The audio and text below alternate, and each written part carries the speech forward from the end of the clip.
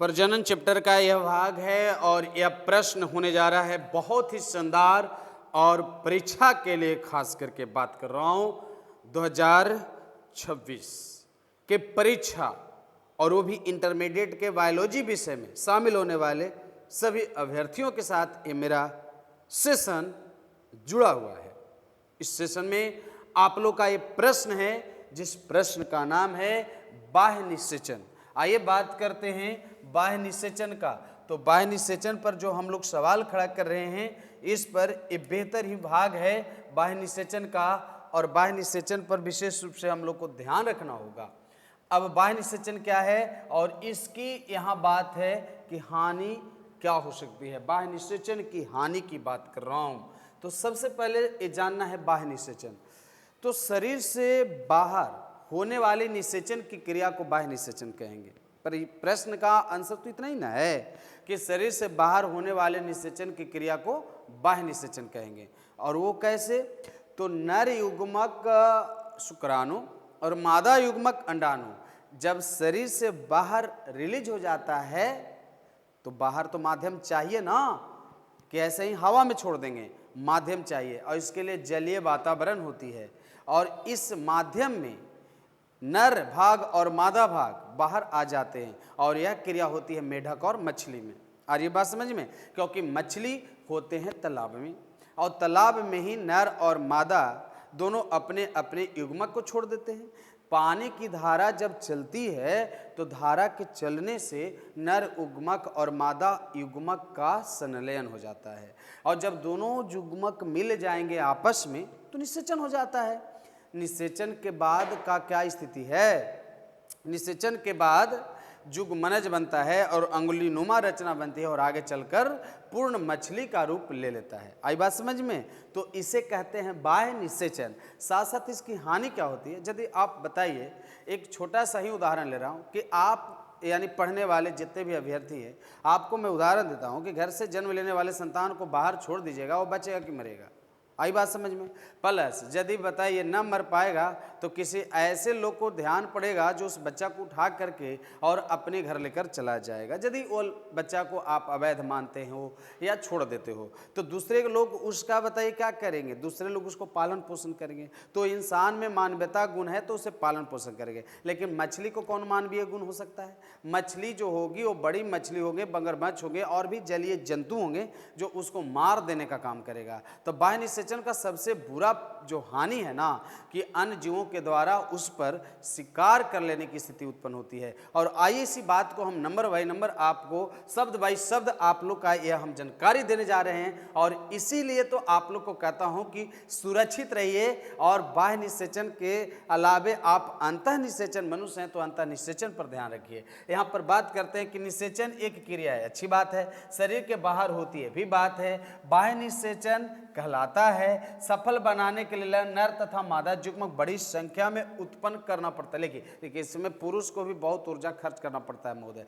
इसलिए कि पुरुष लोग जो होते हैं ना, पुरुष प्रजाति, वह बहुत संख्या में शुक्राणु को रिलीज करेंगे, क्योंकि अधिक संख्या में शुक्राणु को रिलीज करेंगे ना तभी संभव है, नहीं तो कम संख्या में शुक्राणु रिलीज करेंगे तो अंडाणु से हो सकता है मिल ना पाए, और अंडाणु से जब ना मिल पाएगा तो कैसे होगा? मिलन होना जरूरी है नहीं? बाह्य वातावरण में विसर्जित होकर रहते हैं, अतः इनकी संतानें पर शिकारियों के द्वारा खतरा मंडराते रहता है। तो ऐसे प्राणी जो निषेचन की क्रिया शरीर से बाहर करते हैं तो उसे बाह्य निषेचन की क्रिया कहते हैं।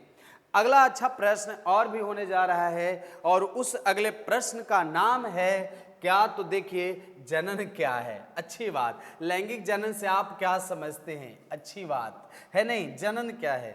नहीं तो जब यहाँ पर आपको सबसे पहले यहाँ ध्यान देना है कि जनन वह प्रक्रिया जिसमें जीवों द्वारा अपने जैसे संतति जीवों को जन्म दिया जाता है। यानी हर एक जीव जब बड़ा होता है, बड़ा होने के साथ साथ अपने माता पिता के जैसे वह बताओ अपने शरीर में एंजाइम हार्मोन बनाने लगता है, यानी अपने जनकों की तरह वो भी विकसित हो जाता है, तो वो भी अपने बाद वाले को जन्म देता है। तो जनन एक क्रिया है जिसके द्वारा हर एक जीव अपने ही जैसे उर्वर जीवों को जन्म देता है, जनन कहलाता है।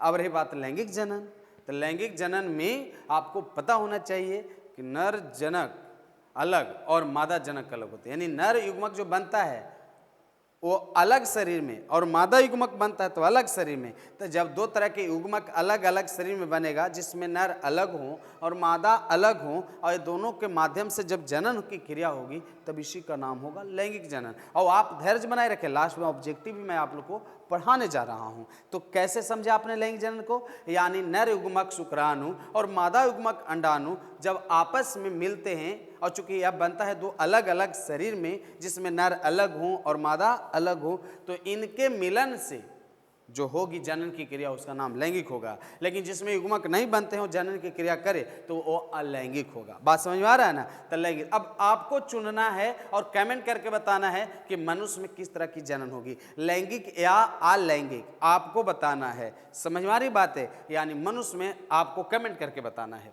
आगे आइए, आगे आपको बहुत अच्छा प्रश्न है जिसका नाम है ग्राफ्टिंग। अच्छी बात है, ग्राफ्टिंग बहुत शानदार है, याद रखिएगा ग्राफ्टिंग की क्रिया क्या है। अच्छा बताइए, हर कोई चाहेगा, ये पौधों में हम बात कर रहा हूँ, ये पौधे की बात कर रहा हूँ, एक पौधे जो विकास कर जाए तो उसका फल भी विकास कर जाएगा।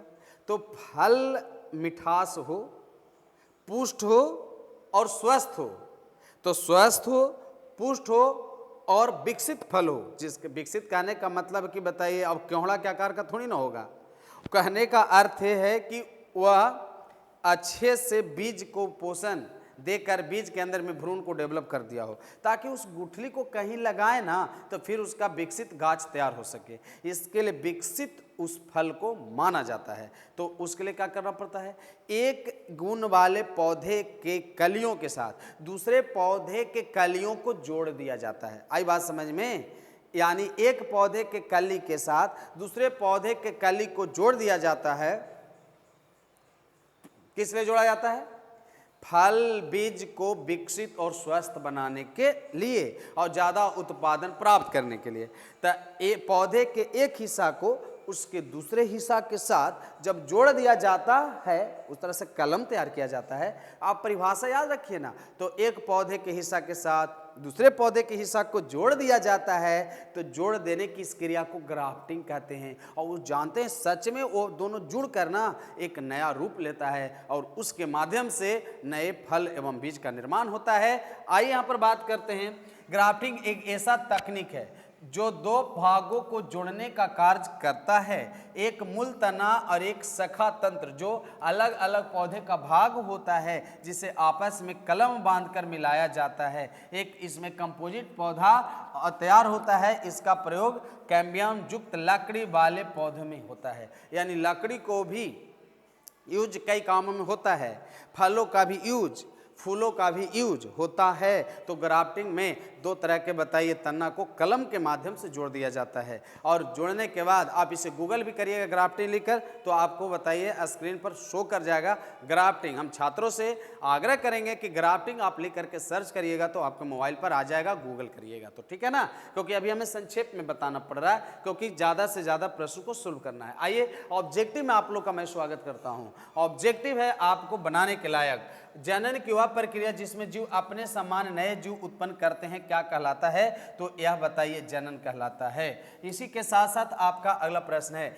लैंगिक जनन में कौन से युग्मकों का संयोग होता है, तो एक नर युग्मक और एक मादा युग्मक का संयोग होता है जो लैंगिक क्रिया में भाग लेते हैं। लैंगिक प्रजनन द्वारा उत्पन्न संतान किस तरह से माता पिता के आनुवंशिक रूप से भिन्न होते हैं, तो इसके लिए आपको बी आंसर सही होगा क्योंकि लैंगिक प्रजनन द्वारा उत्पन्न संतान जो होंगे माता पिता से, क्योंकि दो अलग अलग प्रकार के बताइए जीन मिलता है। ग्राफ्टिंग तकनीक में कौन से दो भागों का जोड़ा जाता है, आइए बात समझते हैं। यहाँ पर मूल तना और शंखा, यानी बताइए जितना भी है मूल तना तथा शाखा तंत्र को जोड़ा जाता है। अभी ग्राफ्टिंग पढ़ा रहे थे।